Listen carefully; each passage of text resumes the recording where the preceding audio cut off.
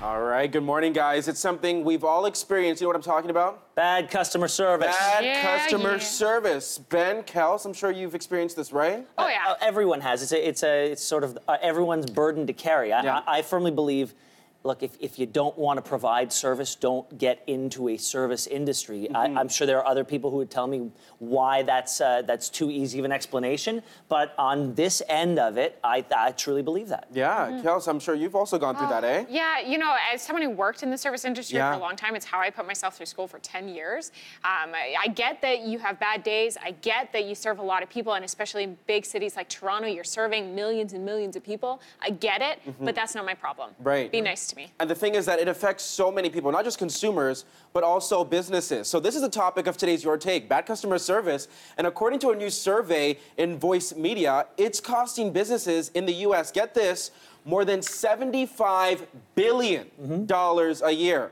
Yeah, bad customer service? Bad customer service. Well, I have to assume that it runs the gamut from someone you talk to on the phone to those airline blow-ups that we see on social media that actually lead to stock prices dropping and billions of dollars of valuation going out the window. I didn't even think about that. It's across various sectors. But one of the things that happens is that it results basically in that 67% of customers have become serial switchers. So if you're probably wondering, what is a serial switcher? Basically, it's a customer who's willing to switch brands because of a poor customer service experience. And for some Canadian numbers, because we looked into that, those were American numbers, Canadians are also switching. They're becoming closer to serial switchers. Not as much as Americans just yet, but a recent report found that nearly half of Canadian consumers have switched providers in the past year due to poor customer service. And again, that affects various industries. Well, and perhaps the only reason why our numbers aren't as high as the U.S. is that we do have generally less choice when it comes to different services, whether it's TV or internet or restaurants or whatever. There's less options here because we have less people.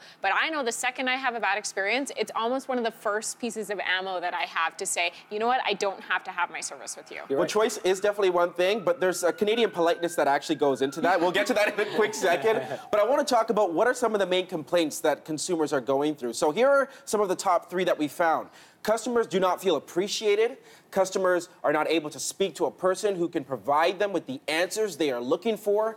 Or the customer experiences rude and unhelpful employees. Like, this is something that we hear about all the time, right? And then we even hear about even a few more, like customers are being passed around to multiple people, so you can't get that direct answer. And you have to tell your story every single time. It is so frustrating, right?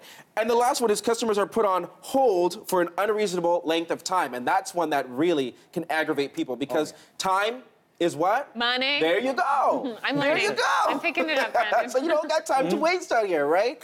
So I do want to talk about what happens with this Canadian politeness, because we touched upon it, right? Yes, choice can be a factor in some circumstances here in Canada, but a lot of the times it's just how we are as Canadians. We are a little bit too polite in a way. So what we found out is that despite us having the highest degree of digital literacy in the entire world, Canadians are far less likely to actually complain online. And we found a stat, get this, only 18% of Canadian consumers posted negative comments online if they experienced a bad customer service experience. That is well below the global average, which is about 30%. Right. So what's happening with Canadians? It seems like we're just talking to our friends and our families, but we're not actually taking the proper steps to correct the action or to hold some companies. I have the solution. When you're on the phone, you say, let me talk to your manager. This is what you do. Go right to the manager.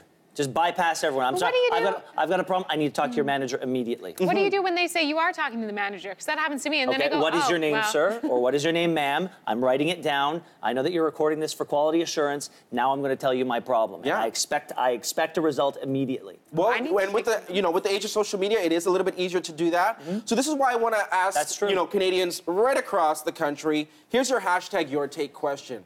What are your customer service pet peeves? I know you have them. We've all been through it. Please let us know on all of our social media platforms so we can hear your story, and we're going to be highlighting some of your responses later up in the show. Yeah, vent with us. It's going to make you feel better. It is especially you, therapeutic. Ben. Oh, it always makes me feel better. It does feel good. It does. It does. And this is why I love Your Take.